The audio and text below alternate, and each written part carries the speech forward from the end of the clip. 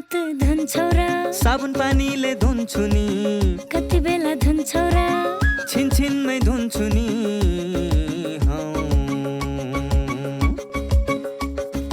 घरमा पस्दा अफिस पस्दा सधैँ धुन्छु हात कोरोनालाई यसै गरी भगाइदिन्छु म त घरमा पस्दा अफिस पस्दा सधैँ धुन्छु हात कोरोनालाई यसै गरी भगाइदिन्छु म त भान्सा छिर्नु अगाडि खाना खानु अगाडि जहाँ त्यही छोएपछि हातले छोपी खोकेपछि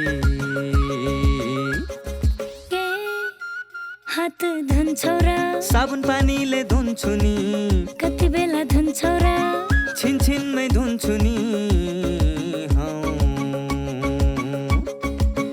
कोरोनाबाट बच्ने 3 उपायहरू। व्यक्ति बीच 2 मिटर टाढा बस्ने, घरबाट बाहिर निस्कँदा मास्क लगाउने र बेला बेलामा साबुन पानीले मिची 20 सेकेन्डसम्म हात धुने। कोरोनाबाट आफू पनि बचाउँ र अरूलाई पनि बचाउँ। दर्शकवृन्द नमस्कार। कार्यक्रम स्वस्थ जीवनको आजको श्रृङ्खलामा यहाँलाई हार्दिक स्वागत छ। यो कार्यक्रम लिएर हामी हरेक दिन आउने गर्छौँ। एनटिभी प्लस, एनटिभी कोहलपुर र एनटिभी इटहरीमा यो 1 घण्टाको कार्यक्रम हो। अर्थात् अब हामी 1 घण्टा यहाँहरूसँग रहनेछौँ। स्वास्थ्य सम्बन्धी विभिन्न सामग्रीहरू हामी यो कार्यक्रममा प्रस्तुत गर्ने गर्छौँ। नेपाल सरकार स्वास्थ्य तथा जनसङ्ख्या मन्त्रालय, राष्ट्रिय स्वास्थ्य शिक्षा सूचना तथा सञ्चार केन्द्र र नेपाल टेलिभिजन बीचमा सहकार्य भई निर्माण एवं प्रसारण हुने गर्छ यो कार्यक्रम। विशेष गरी विज्ञहरूसँगका संवाद, महत्त्वपूर्ण विषयमा अनि समसामयिक विषयमा रिपोर्ट, त्यसै गरी विभिन्न विज्ञहरूका सुझाव आदि यो कार्यक्रमका सामग्री रहने गर्छन्। अर्थात् यसको अर्थ हामी कार्यक्रममा बढी जसो जनचेतनामूलक सामग्रीहरू प्रस्तुत गर्ने गर्छौँ अनि स्वास्थ्यको क्षेत्रमा भइरहेका केही नयाँ प्रयोगहरूको विषयमा चर्चा पनि गर्ने गर्छौँ। त्यसैले पनि यो कार्यक्रम तपाईँ हाम्रो दैनिक जीवनमा आइपर्ने विभिन्न समस्याको समाधान खोज्ने कार्यक्रम हो भन्दा फरक पर्दैन। हामीले जब हाम्रो स्वास्थ्य राम्रो हुन्छ अनि मात्रै प्रगति गर्न सक्छौँ, उन्नति गर्न सक्छौँ। स्वास्थ्य भनेको जीवन हो, जीवन नरहे कसरी हामी प्रगति गर्न सक्छौँ भनेर कार्यक्रममा बारम्बार भन्दै आएका छौँ। त्यसैले पनि यो कार्यक्रमलाई प्राथमिकतामा राखेर प्रस्तुत गर्ने गरेका छौँ। आज पनि हामी त्यस्तै केही सामग्रीहरूका साथ उपस्थित भएका छौँ। आउनुहोस् ती सामग्रीतिर प्रवेश गरौँ।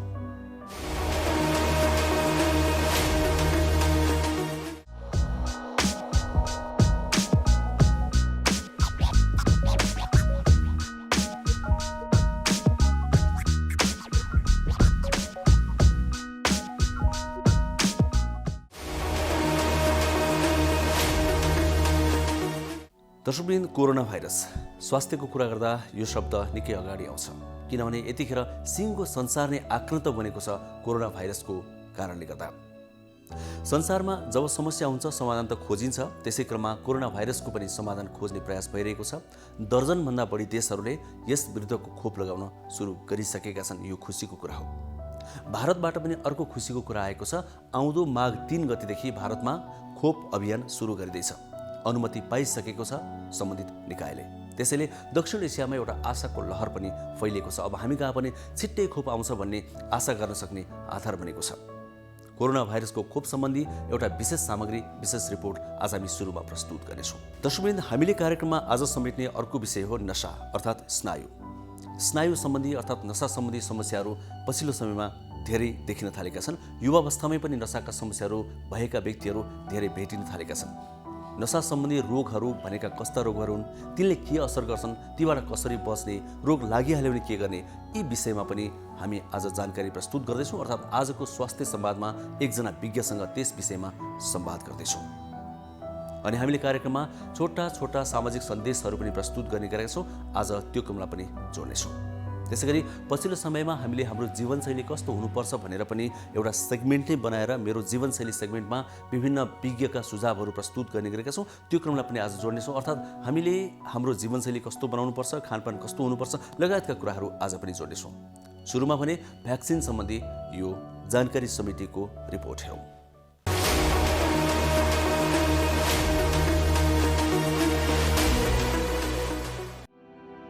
विश्वका दर्जन बढी मुलुकमा कोभिड-19 विरुद्धको खोप सुरुवात भइसकेको छ। America, Switzerland, Malaysia, Britain, Bahrain, Canada, Mexico, रुस र चीनमा खोप अभियान सञ्चालन भइरहेको छ। इजरायलमा पनि अहिलेसम्म 10% मानिसलाई खोप दिइसकेको छ। कोरोना संक्रमणबाट दोस्रो प्रभावित मुलुक भारतले कोरोना विरुद्धको खोपलाई प्रयोग अनुमति दिएर दक्षिण एसियामा आशलाग्दो सुरुवात गरेको छ।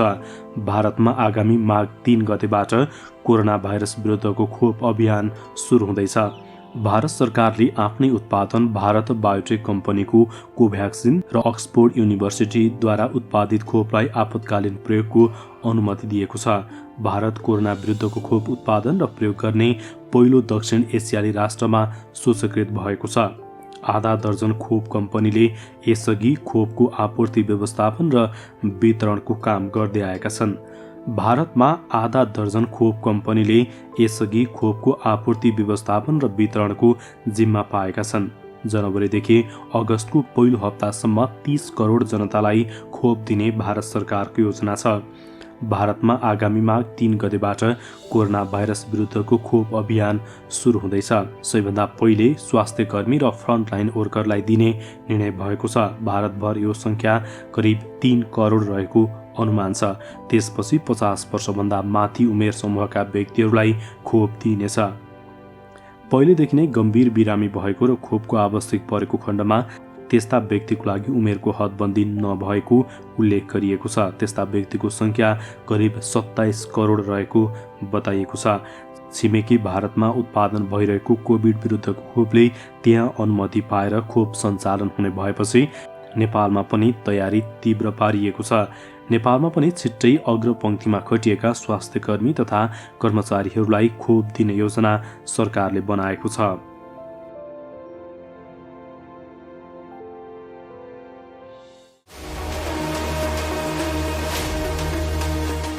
कोरोनाबाट बस्नलाई हो बस्नलाई हो यो कुरा बुझौँ हामी सबैले, यो कुरा बुझौँ हामी सबैले।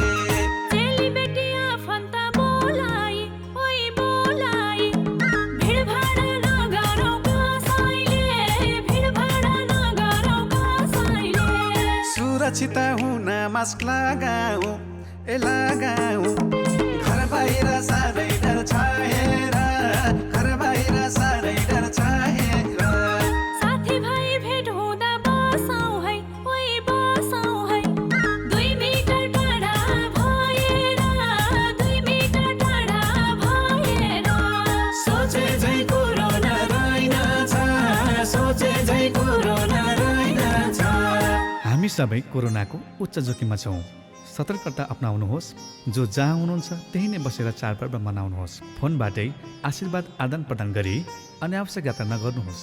कोरोनाबाट आफू र आफ्नो परिवारलाई बचाउनुहोस्। कोरोना भाइरस महामारीको अवस्थामा सुरक्षित गर्भावस्था। गर्भावस्था एक विशेष अवस्था हो, चाहे कोरोना भाइरस कोभिड-19 महामारीको बेला नै किन नहोस्। विपद वा सामान्य अवस्था जे भए तापनि गर्भवती तथा उनको गर्भमा रहेको बच्चालाई विशेष हेरचाह र स्याहार चाहिन्छ। गर्भवतीमा पनि कोरोना भाइरसको संक्रमण हुन सक्छ। त्यसैले कोभिड-19 का लक्षणका साथै गर्भावस्थामा देखिन सक्ने खतराका लक्षणहरूबारे जानकारी राखौं। गर्भावस्थामा देखिने खतराका लक्षणहरू: टाउको साह्रै दुख्नु, आँखा तिरमिराएर धमिलो देखिनु, हात तथा मुख सुनिनु, हात खुट्टा अरुरो भई काँप छुट्नु वा मुर्छा पर्नु, कडासित तल्लो पेट दुख्नु, योनिबाट रगत वा पानी बग्नु। यी मध्ये कुनै पनि खतराका लक्षणहरू देखा पर्ने बित्तिकै तुरुन्तै नजिकैको स्वास्थ्य संस्थामा जाँच्न लैजानु पर्दछ। नियमित गर्भवती जाँच तथा खतराका लक्षणको समयमै पहिचान गरी गर्भावस्थालाई सुरक्षित बनाऊ। कोभिड-19 सम्बन्धी कुनै पनि जिज्ञासा वा परामर्श चाहिएमा पैसा नलाग्ने कल सेन्टर 1115 वा 1133 मा सम्पर्क गरौँ।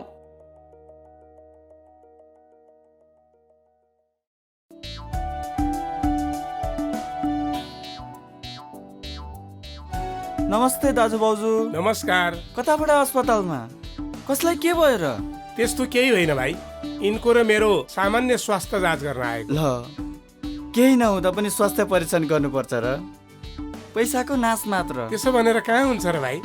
समय समयमा स्वास्थ्य जाँच गरायो भने आफ्नो स्वास्थ्यको अवस्थाबारे थाहा हुन्छ।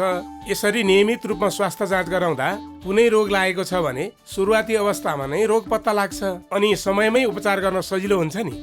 सही भन्नुभयो दाइ। मैले पनि आफ्नो र परिवारको नियमित स्वास्थ्य जाँच गराएको भए आज मेरो श्रीमतीको यो हालत हुने थिएन र पैसा पनि जोगिन्थ्यो। म त मेरो र मेरो परिवारको स्वास्थ्यप्रति सजग छु। तपाईँ पनि अबदेखि नियमित रूपमा स्वास्थ्य परीक्षण गराउनुहोस् है। राष्ट्रिय स्वास्थ्य शिक्षा सूचना तथा सञ्चार केन्द्र।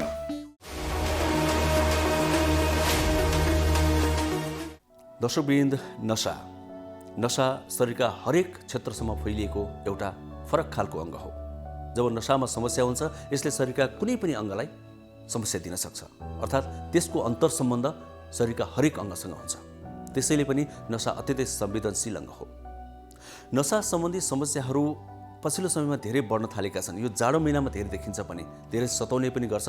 नशा सम्बन्धी रोगहरू छन् भनेदेखि नशा सम्बन्धी रोगहरू लागेका व्यक्तिले कसरी बच्ने त?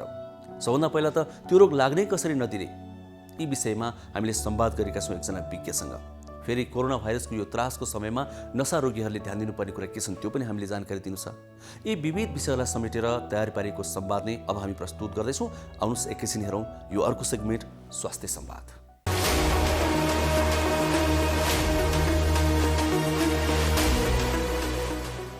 स्नायु अर्थात् नशा सम्बन्धी विभिन्न रोगहरू हुन्छन् जसको असर पनि विभिन्न प्रकारले देखिन्छ। गिदी, मेरुदण्ड र हाँगा नशाहरू स्नायु प्रणालीका मुख्य भाग भएकोले यीमध्ये कुनै पनि भागमा कुनै पनि प्रकारको समस्या पर्न गएमा यिनको मुख्य कार्यमा असर पर्दछ। स्नायु रोगका धेरै बिरामीलाई जति चाँडो उपचार गर्यौं उति नै खतरामुक्त हुने विशेषज्ञहरूको भनाइ छ। स्नायु रोग सम्बन्धी समस्या र उपचारहरूबारे हामीले वरिष्ठ स्नायु रोग विशेषज्ञ डाक्टर बाबुराम पोखरेलसँग संवाद गरेका छौँ। अहिले नशाको चाहिँ हातगोडा झमझम गर्ने, त्यसपछि स्पाइनल कर्डहरूको प्रब्लम, त्यसपछि ब्रेनको स्ट्रोक कमन छ, अनि हजुरको पार्किन्सन्स डिजिज कमन छ, त्यसपछि छारे रोग जसलाई इपिलेप्सी भन्छौँ, इपिलेप्सी पनि कमन छ। यो डिजिजहरू भन्दै गर्दा ओपिडीमा हुने सबैभन्दा धेरै पेसेन्टहरूको भिजिट चाहिँ हेडेक, टाउको दुखाइको कारणले चाहिँ डक्टरलाई र न्युरोलोजिस्टको ओपिनियन लिन चाहिँ पेसेन्टहरू धेरै आउनुहुन्छ। यो उमेर अनुसार चाहिँ नशासँग सम्बन्धित कुनै समस्याहरू हुने केही हुन्छ? उमेर अनुसार चाहिँ युजली अब चाइल्डहुडमा चाहिँ कसैलाई चाहिँ डेभलपमेन्टल प्रब्लमहरू आउन सक्छ, अनि अब डेलिभरीको सिक्वेन्समा अथवा निमोनियाको कारणले कसैलाई मेसिनमा राख्दाखेरि ब्रेनमा अक्सिजन नपुगेर त्यसपछि आउने न्युरोलोजिकल सिक्वेलहरू आउन सक्छ। कतिपय इपिलेप्सी चाइल्डहुड इपिलेप्सी पनि हुन्छ र जब उमेर बढ्दै जान्छ 20-25-30 वर्षको उमेरमा हुँदा चाहिँ युजली ट्रमा या रोड ट्राफिक एक्सिडेन्टहरूबाट आउने ब्रेनमा इन्जुरी हुने र त्यसबाट आउने इपिलेप्सीहरू आउन सक्छ। 40-50 वर्षको उमेरमा चाहिँ र त्योभन्दा पछि युजली स्ट्रोकहरू चाहिँ जसलाई प्यारालाइसिस पक्षघात भन्छौँ त्यस्तो केसहरू आउनुहुन्छ। र जब 60 वर्ष 50देखि 60 वर्षकोमा युजली र त्यसपछि चाहिँ एउटा नसा सुक्ने खालका बिमारीहरू जस्तै पार्किन्सन्स डिजिज, अल्जाइमर्स डिजिज यस्ता खालका बिमारीहरू चाहिँ उमेरअनुसार कतिपय मिसिन्छ पनि, सबै चिज सबै उमेरमा नहुन पनि सक्छ, तर यसरी हामीले देख्न सक्छौँ। यो खासमा पार्किन्सन के कारणले हुन्छ र? पार्किन्सन्स चाहिँ हजुरको ब्रेनमा, हाम्रो ब्रेनलाई 3 भागमा डिभाइड गर्यो भने अगाडि र मध्य ब्रेन र पछाडिको ब्रेन भन्छ। मध्य ब्रेन अथवा मिड ब्रेन भन्नुहोस्, त्यो मिड ब्रेनमा चाहिँ एउटा रासायनिक पदार्थ जसलाई डोपामिन भन्छौँ, त्यो डोपामिन चाहिँ नर्मल्ली बन्छ तपाईँ हामी चल्न हिँड्न त्यसको एकदम आवश्यक पर्छ। यो पार्किन्सन्स डिजिज भएको पेसेन्टमा चाहिँ डोपामिनको मात्रा जति बन्नुपर्ने हो त्यो मात्रा बन्दैन र त्यो डोपामिनको मात्रा नबनेपछि त्यो पेसेन्टलाई एक प्रकृतिको क्लिनिकल फिचर्सहरू डेभलपमेन्ट हुन्छ, त्यसलाई हामीले पार्किन्सन्स डिजिज र पार्किन्सनियन फिचर्स भन्छौँ। त्यो चाहिँ उमेरअनुसार उमेर बढ्दै गएपछि नबन्ने हो? त्यो उमेरअनुसार भनेपछि सबैलाई त त्यस्तो हुँदैन। जसलाई पार्किन्सन्स डिजिज हुने प्रोभाबिलिटी भएको छ त्यस्तो व्यक्तिहरूमा चाहिँ डोपामिन चाहिँ बन्दैन डोपामिन नबनिसकेपछि अरू रासायनिक पदार्थहरूको नि बायोकेमिकल इम्ब्यालेन्स हुन्छ ब्रेनमा र त्यसपछि यस्ता समस्याहरू देखा पर्छ। डोपामिन यहाँले भन्नुभयो नि त्यो उत्पन्न गराउने केही औषधिहरू त हुन्छ होला? डोपामिन उत्पन्न भन्दा नै नेचुरल प्रोसेस हो। डोपामिन बन्ने चाहिँ हजुरको एउटा साइकल छ, केमिकल साइकल छ। त्यो केमिकल साइकलमा स्टेप वाइज सिन्थेसिस हुँदै जाँदाखेरि एउटा डोपामिन बन्नुपर्ने हो। त्यो डोपामिन जति एमाउन्टमा बन्नुपर्ने हो त्यो एमाउन्टमा बन्दैन। त्यो सेल्सहरू सुक्छ। सेल्सको सुक्न भन्न खोजेको चाहिँ नसाको सेल्सहरू सुक्ने भने चाहिँ डिजेनरेसन भन्छौँ हाम्रो साइन्टिफिक वर्डमा चाहिँ सेलको साइज श्रिङ्क हुँदै गर्ने र त्यसले गर्न सक्ने कामहरूमा ह्रास आउँदै गर्छ। त्यो ह्रास आइसकेपछि डोपामिन बन्न सकेन।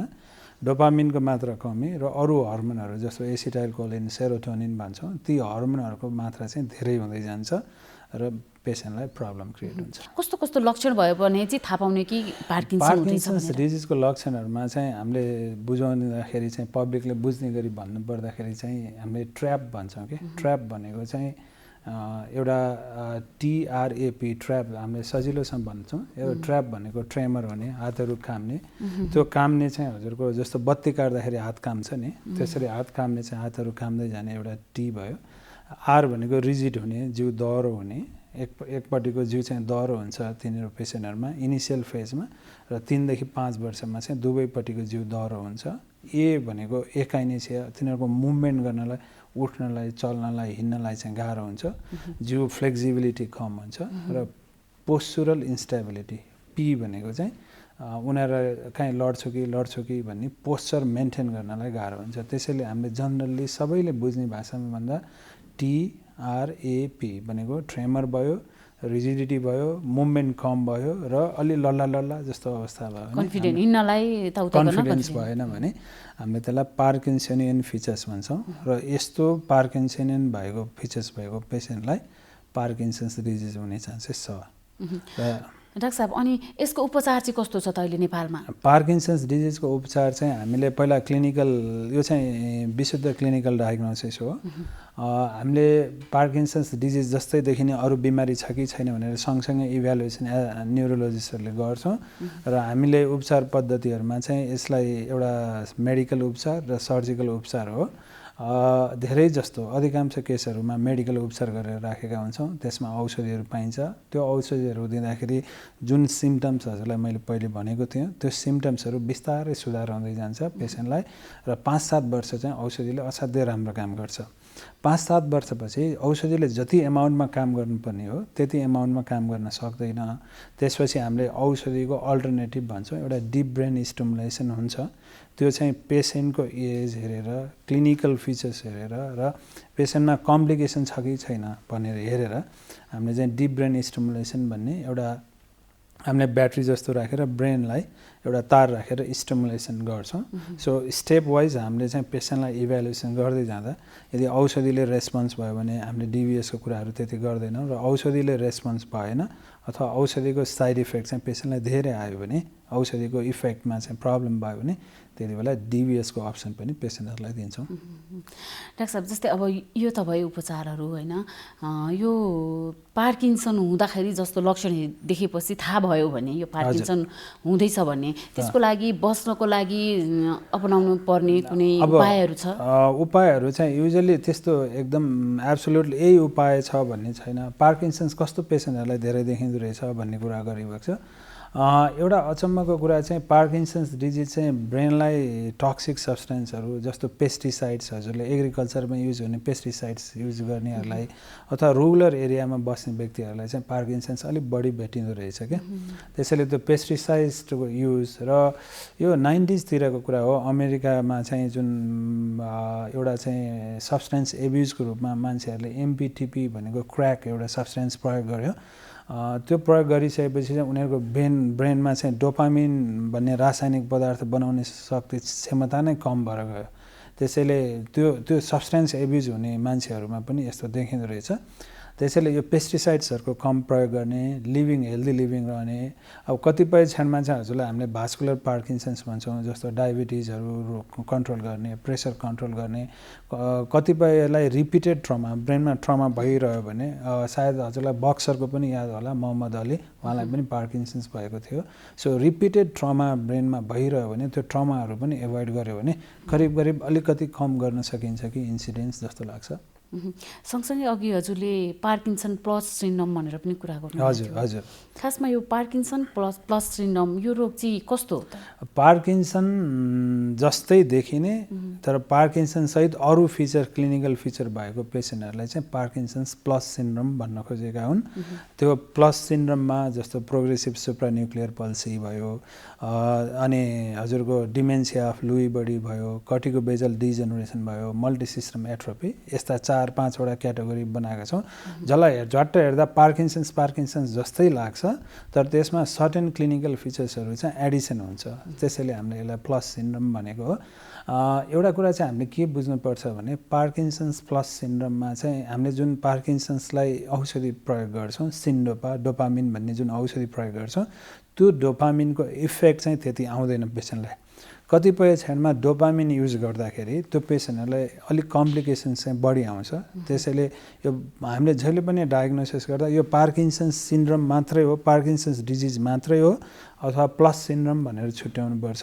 यो प्लस सिन्ड्रोमको प्रोग्नोसिस र पार्किन्सन्सको प्रोग्नोसिसमा ड्रग इफेक्टमा फरक छ। पार्किन्सन्सलाई औषधिले अलिक बेटर काम गर्ने भयो, डोपामिनले रेस्पोन्स गर्ने भयो।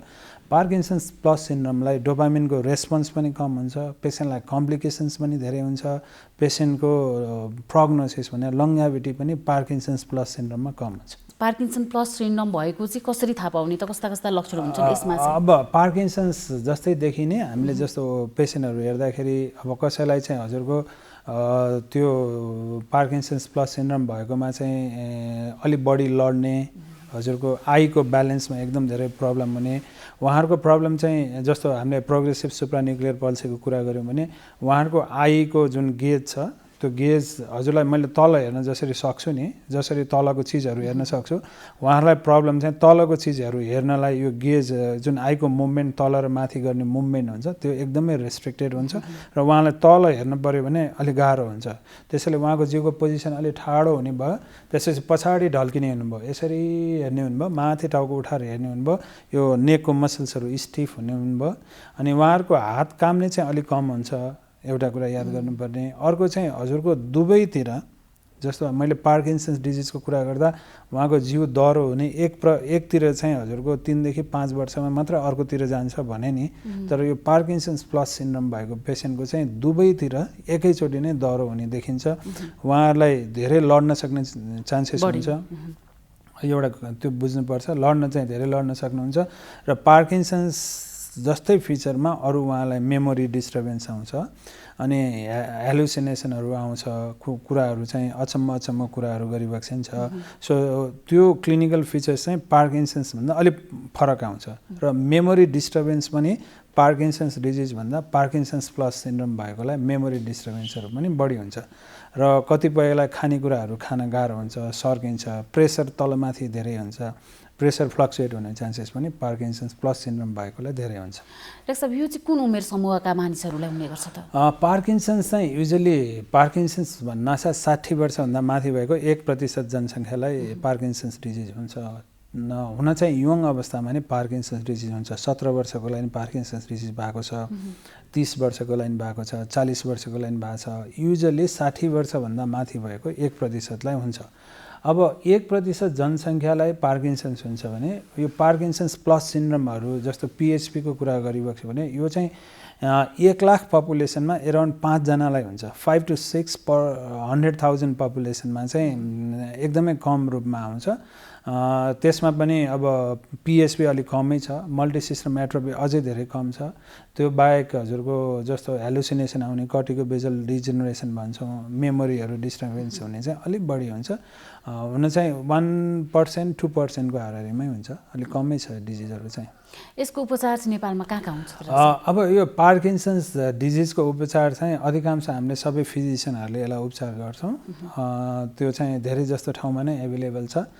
पार्किन्सन्स प्लस सिन्ड्रोमको जहाँसम्म उपचारको पद्धतिहरू कुरा छ, पार्किन्सन्स प्लस सिन्ड्रोममा हामीले रेगुलर जुन औषधि प्रयोग गर्छौँ डोपामिन, त्यो औषधिले त्यसलाई खासै धेरै रेस्पोन्स गर्दैन। भनेपछि त्यो पेसेन्टलाई जे सिम्पटम्सहरू आउँछ त्यो सिम्पटम्स मिनिमाइज गर्ने गरी नै औषधि प्रयोग गर्नुपर्छ।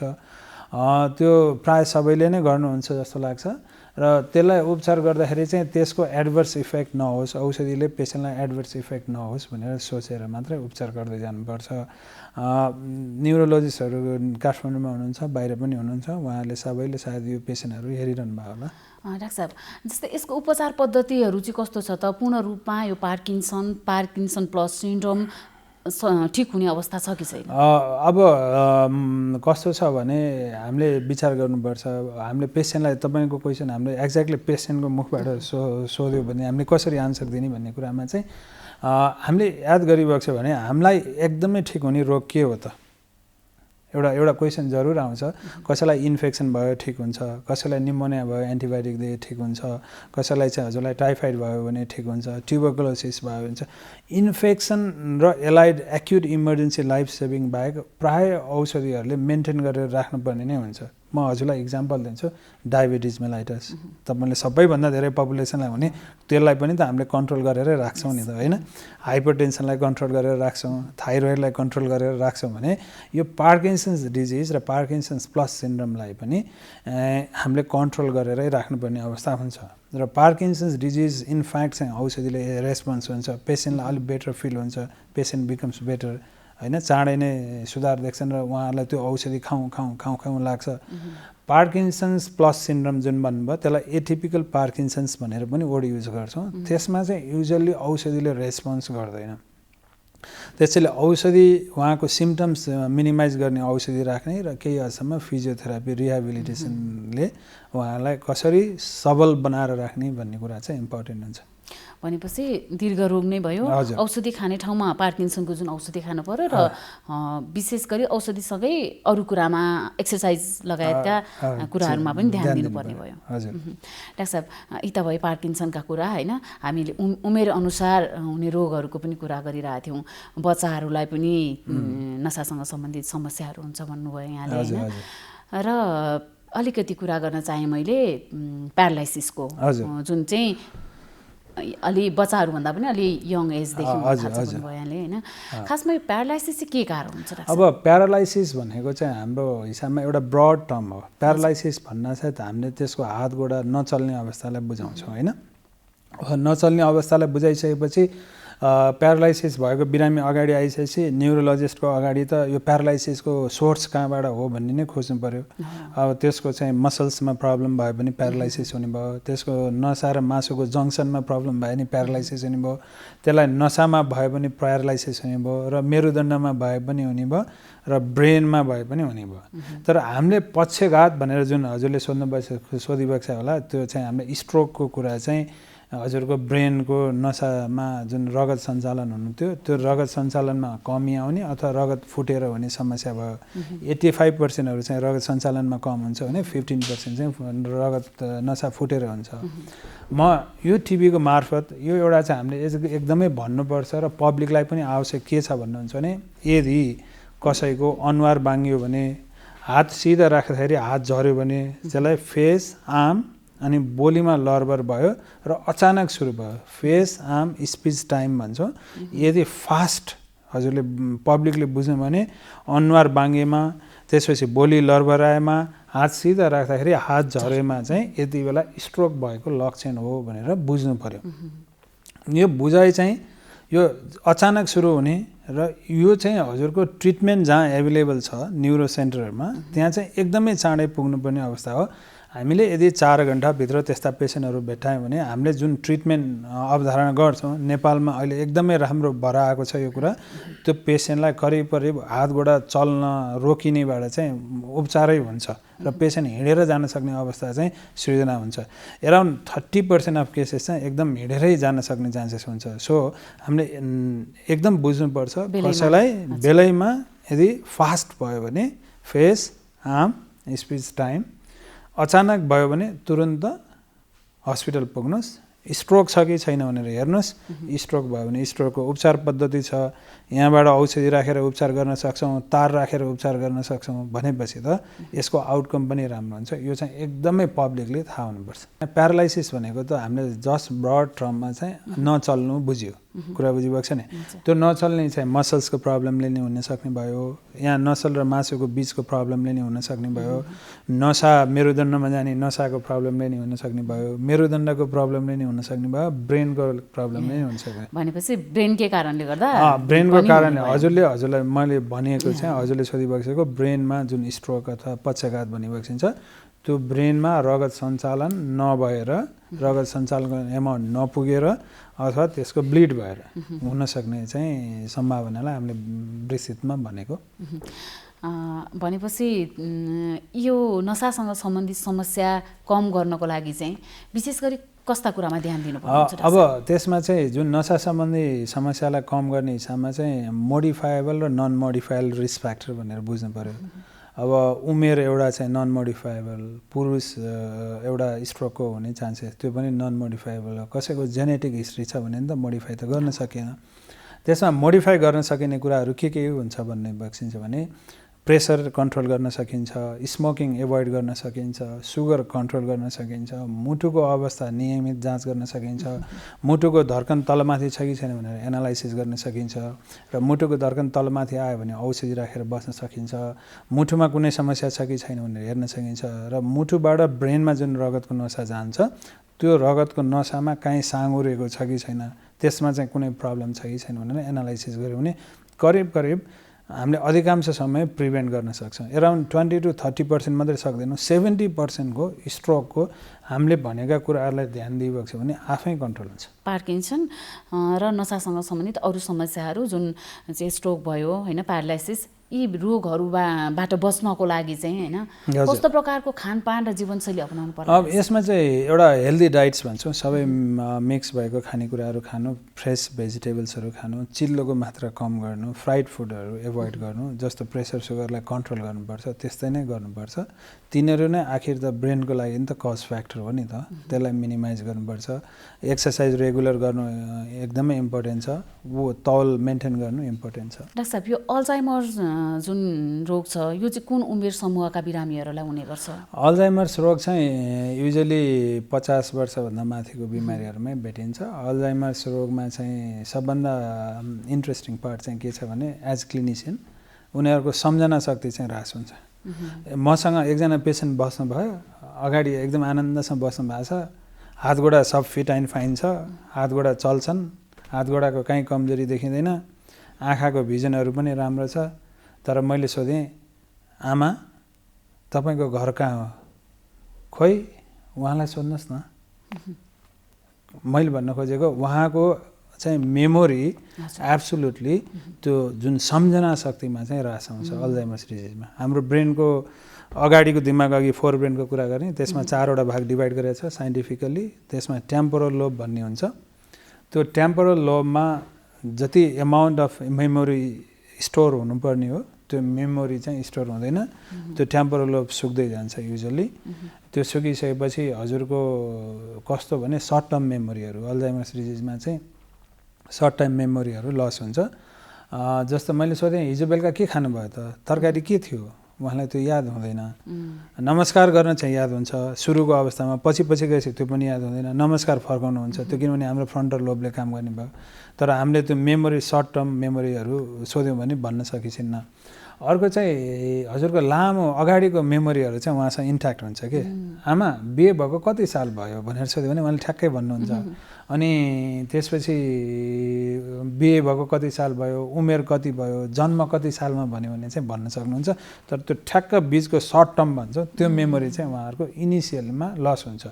तर विथ टाइम प्रोग्रेसन भइसकेपछि त्यो नसा सुक्ने क्रम एक ब्रेनबाट एउटा पार्टबाट बिस्तारै अरू पार्ट पनि इन्भल्भ हुन्छ। अरू पार्ट इन्भल्भ भएपछि त उहाँहरूले आफ्नो मान्छेहरू चिन्नुहुन्न, स्पाउस चिन्नुहुन्न, हस्बेन्ड वाइफ चिन्नुहुन्न र वरिपरि भएको कसैलाई पनि चिन्न सक्नुहुन्न, नमस्कार गर्न सक्नुहुन्न, आफ्नो डे टु डे एक्टिभिटिज गर्न सक्नुहुन्न। सबै अरूको सपोर्टमा जिन्दगी बाँच्नुहुन्छ। हामीसँग यसको उपचार चाहिँ छैन डाक्टर?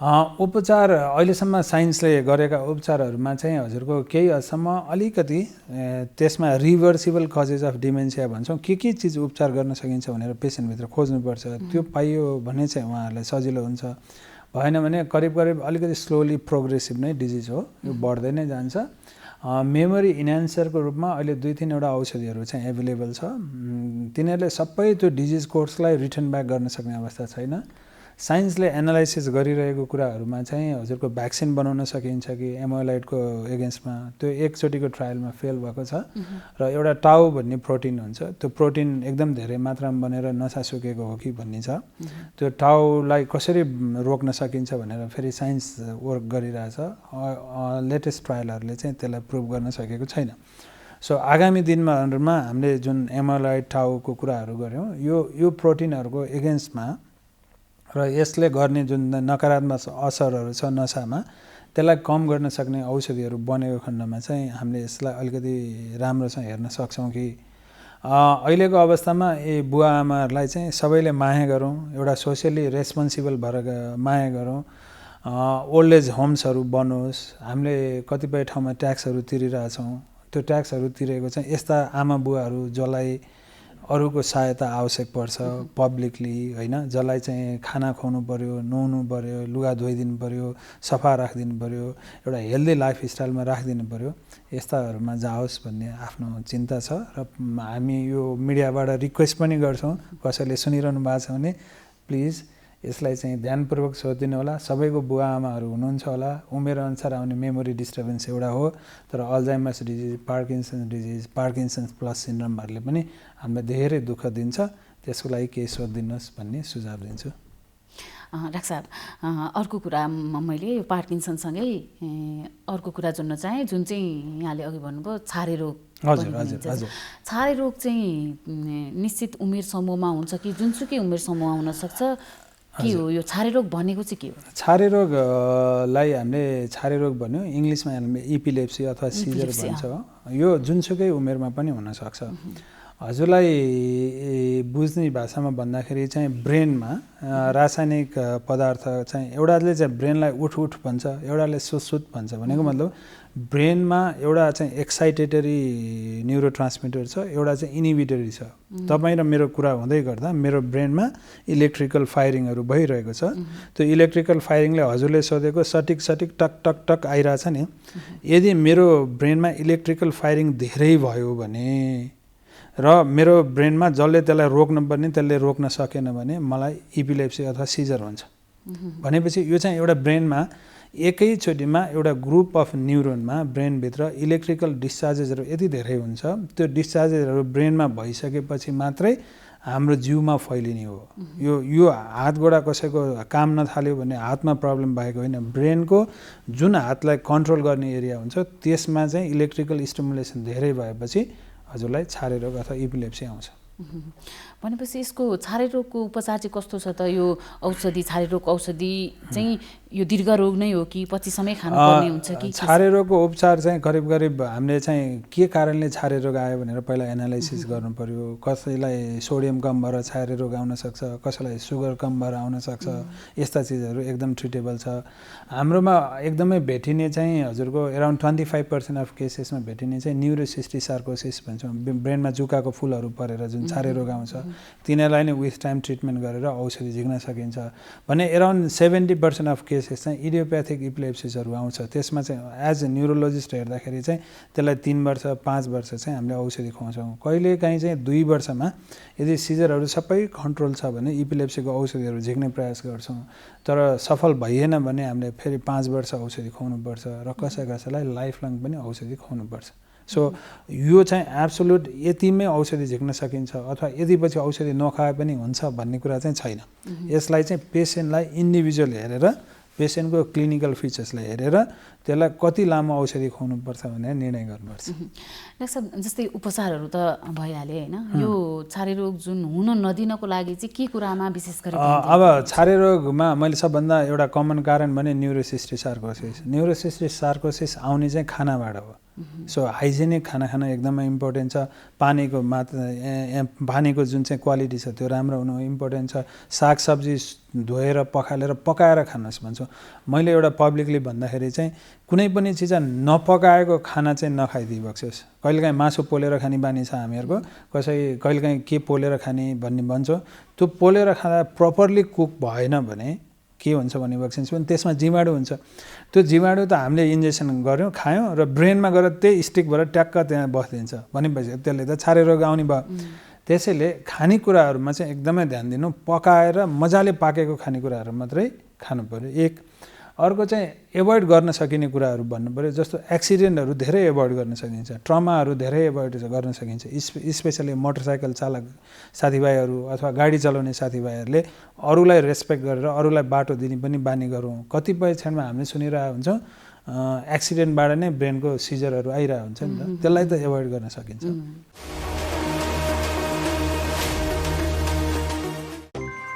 दिदी मास्टर मास्क छ दिनु न 3टा। भाइ एउटा कुरा भनौँ? भन न दिदी। थाहा छ सही तरिकाले मास्क लगाए मात्रै कोरोनाबाट बस्न सकिन्छ नि। लगाउने त अब लाउन पनि सही र गलत तरिका हुन्छ र दिदी। सही तरिका हुन्छ नि भाइ। पहिला साबुन पानीले हात धुने, मास्क सफा छ छैन हेर्ने, मास्क पाल परेको छ कि छैन हेर्ने, फेरि 3 पत्र भएको मास्क मात्रै लगाउने हो। अनि यो मास्कमा 3 पत्र छ त? छ नि। ल हेर्नुस् त, मास्क लगाउँदा यसको डोरीमा मात्र छुनुपर्छ, नाक मुख चिउनोमा टमक्क मिल्नुपर्छ। अनि अर्को कुरा, मास्क लगाइसकेपछि घरिघरि छुनु हुँदैन नि हातले।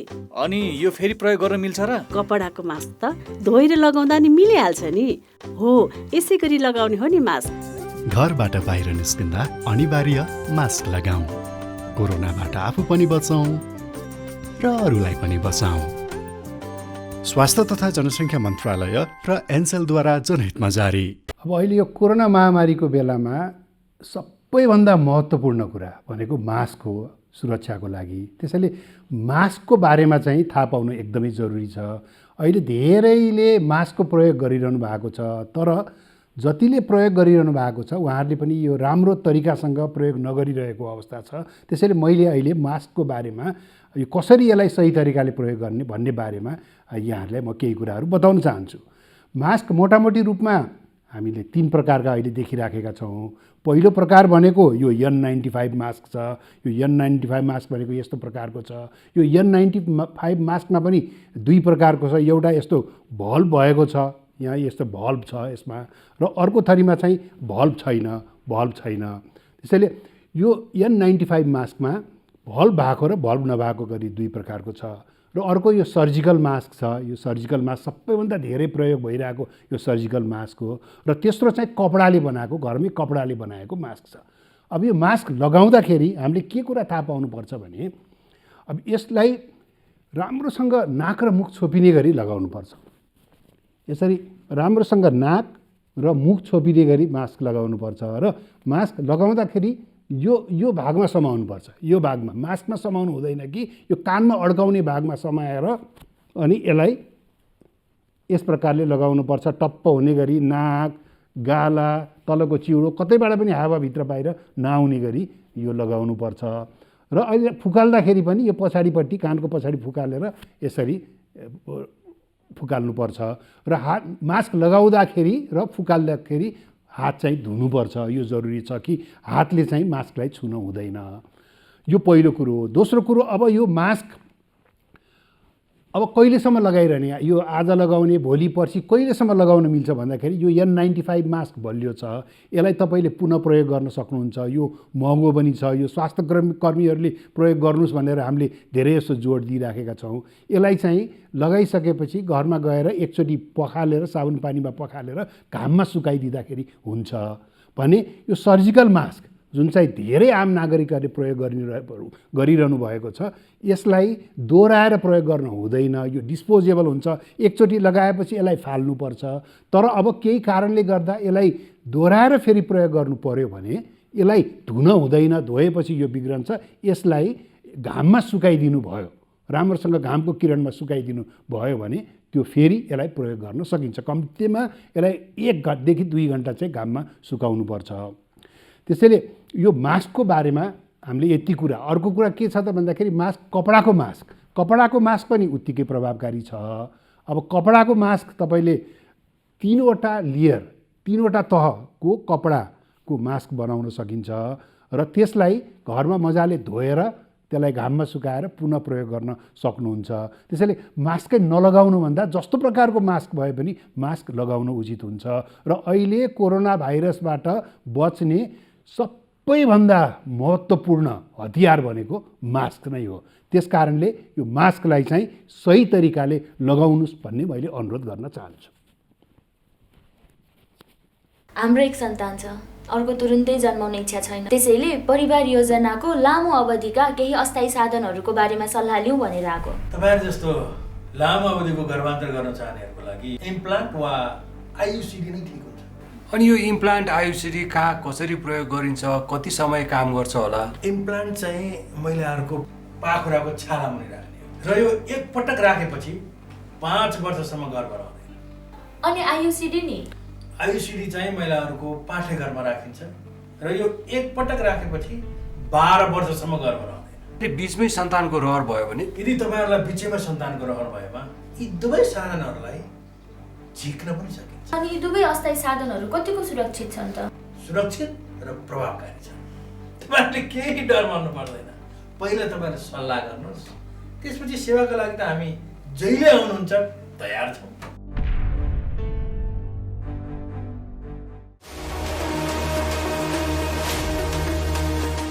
दर्शकवृन्द, फेरि पनि स्वागत छ कार्यक्रम स्वस्थ जीवनमा। यहाँहरूले यो कार्यक्रम एनटिभी प्लस, एनटिभी कोहलपुर र एनटिभी इटाहरीबाट हेर्दै आउनुभएको छ दैनिक रूपमा फरक फरक समयमा। अब हामी एकैछिन जीवनशैलीको कुरा गर्छौँ। जीवनशैली हाम्रो कस्तो बनाउने, हामीले यो विषयलाई निकै प्राथमिकतामा राखेर पछिल्लो समयमा कार्यक्रममा समेट्दै आएका छौँ। यसका लागि धेरैजसो विज्ञहरूले के भन्नुभएको छ त्यो विषयलाई बढी प्रस्तुत गरिरहेका छौँ। त्यसो त हामीले कहिले सामाजिक व्यक्तिहरू, कलाकारहरू लगायतका व्यक्तिहरूको पनि जीवनशैलीको अनुभव र आग्रह प्रस्तुत गर्ने गरेका छौँ। तर पछिल्लो समयमा स्वास्थ्य कर्मीहरूकै आग्रह हामीले समावेश गर्ने गरेका छौँ। त्यसै क्रमलाई आज पनि जोड्छौँ। हाम्रो जीवनशैली कस्तो हुनुपर्छ हामी स्वस्थ रहनका लागि? आउनुहोस् एकैछिन हेरौँ यो अर्को सेगमेन्ट, मेरो जीवनशैली।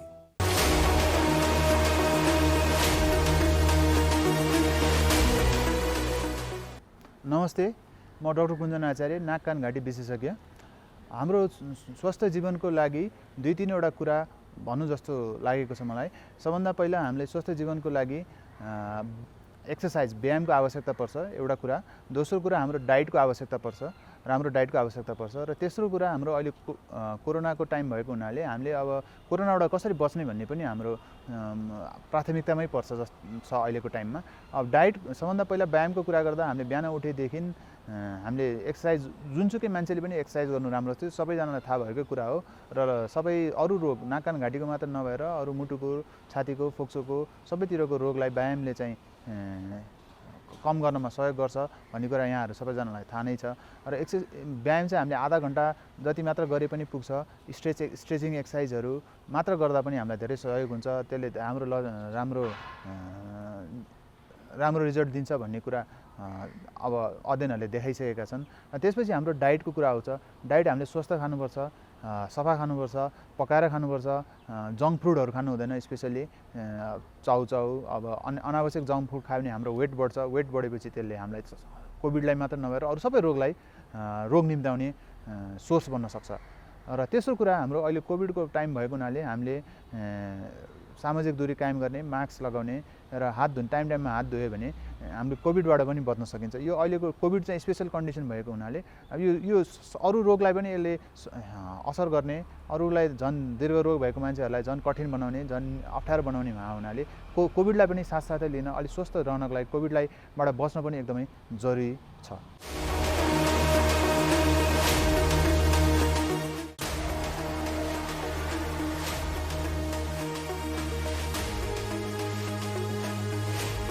कार्यक्रम स्वस्थ जीवन हरेक दिन एनटिभी प्लसबाट बिहान 7 बजेदेखि 8 बजेसम्म र पूर्ण प्रसारण साँझ 5 देखि 6 बजेसम्म, एनटिभी कोहलपुरबाट 1 देखि 2 बजेसम्म र एनटिभी इटहरीबाट दिउँसो 2 देखि 3 बजेसम्म प्रसारण हुने गरेको छ। स्वास्थ्य सम्बन्धी यहाँहरूको कुनै जिज्ञासा वा समस्या भएमा हामी सम्बन्धित विज्ञहरूबाट समाधान खोजी कार्यक्रममा प्रसारण गर्नेछौँ। हामीलाई सम्पर्क गर्ने माध्यमहरू यस प्रकार रहेका छन्। फोन, SMS तथा भाइबरको लागि 9843 52 93 97, इमेल swasthjivan@ntb.org.np। यस कार्यक्रमको बारेमा आफ्नो सल्लाह, सुझाव र प्रतिक्रिया पनि यहाँहरूले यिनै माध्यम मार्फत दिन सक्नुहुनेछ। साथै कार्यक्रममा के कस्ता सामग्री, विषय वा विज्ञहरू समेट्नु पर्ला भन्ने विषयमा पनि सुझाव दिन सक्नुहुन्छ। कार्यक्रम यहाँहरूले सामाजिक सञ्जाल मार्फत पनि हेर्न सक्नुहुनेछ। YouTube Nepal television, mobile application Nepal television, Facebook facebook.com/neptv2041। नमस्कार, म डाक्टर प्रदीप गिमाली, नेपाल स्वास्थ्य अनुसन्धान परिषदको कार्यकारी प्रमुख हिसाबले बोल्दैछु। कि अहिलेको महामारीको अवस्थामा कुनै पनि भ्याक्सिन अथवा ड्रगहरू यसको उपचारको लागि अथवा प्रिभेन्सनको लागि चाहिँ फाइनल भएको नभएको अवस्थामा अहिले जुन नेपाल सरकार स्वास्थ्य मन्त्रालयले तयार गरेको छ जनस्वास्थ्यका मापदण्डहरू, त्यसमा मुख्यतः तीनटा कुराहरू छन्। त्यो भनेको एउटा सोसल डिस्टेन्सिङ, भौतिक दूरी, पहिला सामाजिक दूरी भनिन्थ्यो, त्यसपछि गएर मास्कको उचित प्रयोग, विभिन्न खालका मास्कहरू छन्, र त्यसपछि सेनिटाइजर अथवा सेनिटाइजेसन भन्दाखेरि यी तीनटा कुराहरू अनिवार्य रूपमा चाहिँ पब्लिकले पालना गर्नुपर्छ भनिएको छ। यो जनस्वास्थ्यको मापदण्ड हो र त्यो प्रयोग भएन भने चाहिँ यसको कानुनी चाहिँ तपाईँको दायरामा आउनुपर्छ भनिएको छ।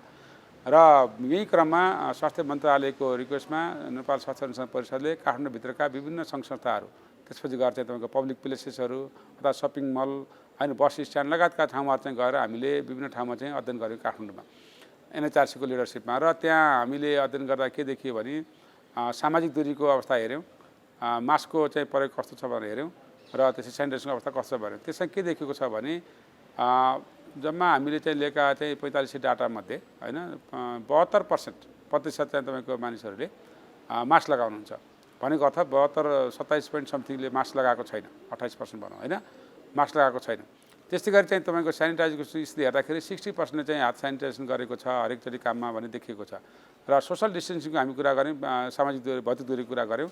भौतिक दूरीको कुरा गर्दाखेरि हामीले भौतिक दूरीको त 2 मिटरको बिचमा हुनुपर्छ भनिएको छ अवस्थामा जाँदाखेरि चाहिँ त्यो ग्याप राखिएको छ होइन। तर प्रयोग गरेको मान्छे एकदम थोरै देखियो कि तपाईँको चाहिँ गएर 31% मान्छेहरूमा मात्र चाहिँ तपाईँको चाहिँ गएर भौतिक दूरीको उचित प्रयोग गरेको देखियो।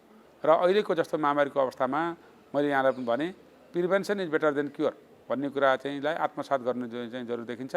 र यसरी चाहिँ तपाईँको चाहिँ गएर हामीले यसलाई पालन नगर्दाखेरि रोगहरू चाहिँ हामीले घरमै बस्न निम्ताएका हुन्छौँ।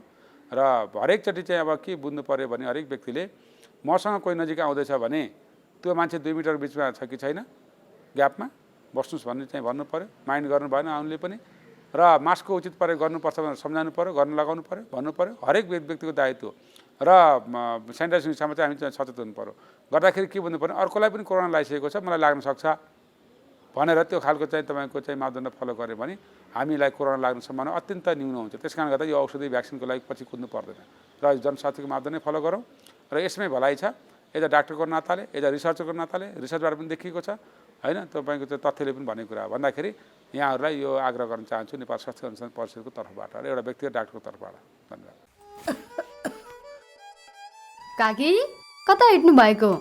रुगा खोकी लागेर सन्चो नभएको धेरै भयो, औषधि लिन हिँडेँ कि म त। हो, म पनि अस्ति बिरामी हुँदा एन्टिबायोटिक औषध किनेर खाकी थिएँ। मसँग बाँकी छ, त्यही खाँदा भइहाल्छ नि, किन किन जानु पर्यो र? हिँड्नुहोस् मसँग औषध लिएर जानु होला। ल ल जाऊ। कहाँ जाने कुरा हुँदैछ? बहिनीकोमा एन्टिबायोटिक रहेछ, त्यही लिन जरा लाकी। कहाँ त्यसरी एन्टिबायोटिक खानुहुन्छ त? स्वास्थ्य कर्मीको सिफारिस बिना मैले छोरीलाई एन्टिबायोटिक औषधि खुवाउँदा रोग बल्झेर छोरीले कति धेरै दुःख पाए। तुरुन्त स्वास्थ्य कर्मी कहाँ गएर जचाएर मात्र औषधि खानुहोस्। तपाईँ यहाँ आएर धेरै राम्रो गर्नुभयो। एन्टिबायोटिक औषधिको दुरुपयोगले बारम्बार रोग बल्झिएर निको हुन गाह्रो हुन्छ र हामी सबैलाई जोखिममा पारेको छ। त्यसैले सधैँ स्वास्थ्य कर्मीको सिफारिसमा मात्र एन्टिबायोटिक औषधि पुरा मात्रामा र पुरा अवधि सेवन गर्ने गरौँ। स्वास्थ्य सम्बन्धी महत्त्वपूर्ण नम्बरहरू। स्वास्थ्य सम्बन्धी कुनै पनि जानकारी र सहयोगका लागि स्वास्थ्य तथा जनसङ्ख्या मन्त्रालयका हटलाइन नम्बरहरू 1115 र 1133 वा मोबाइल नम्बर 98 512 55 839। एम्बुलेन्स सेवाको लागि 102 र 112, वैदेशिक रोजगारीको क्रममा स्वास्थ्यमा समस्या भएमा अन्य सहयोग वा जानकारी आवश्यक परेमा श्रम रोजगार तथा सामाजिक सुरक्षा मन्त्रालयको हटलाइन नम्बर 1141, शान्ति सुरक्षा र अन्य सहयोगका लागि नेपाल प्रहरीको नम्बर 100, सशस्त्र प्रहरी बलको नम्बर 1114, रगत आवश्यक परेमा ब्लड बैंकको नम्बर 01 42 25 344।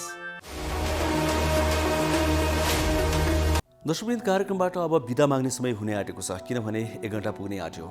हामीले अब एकैछिनमा बिदा माग्नुपर्छ। कार्यक्रम यहाँलाई कस्तो लाग्छ? सल्लाह, प्रतिक्रिया, सुझाव पठाउन नबिर्सनुहोला। हामीले ठेगाना स्क्रिनमा देखाइरहेका छौँ। विभिन्न माध्यम त्यसको लागि यहाँले प्रयोग गर्न सक्नुहुन्छ।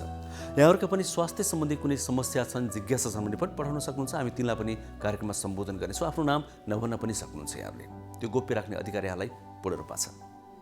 कार्यक्रम यहाँहरूले एनटिभी प्लस, एनटिभी कोहलपुर र एनटिभी इटहरुका पर्दाहरूमा मात्रै नभएर सामाजिक सञ्जालहरूमा पनि हेर्न सक्नुहुन्छ। युट्युबमा हेर्न सक्नुहुन्छ, नेपाल टेलिभिजनको मोबाइल एप्समा हेर्न सक्नुहुन्छ, वेबसाइटमा पनि हेर्न सक्नुहुन्छ अनि फेसबुकमा पनि हेर्न सक्नुहुन्छ।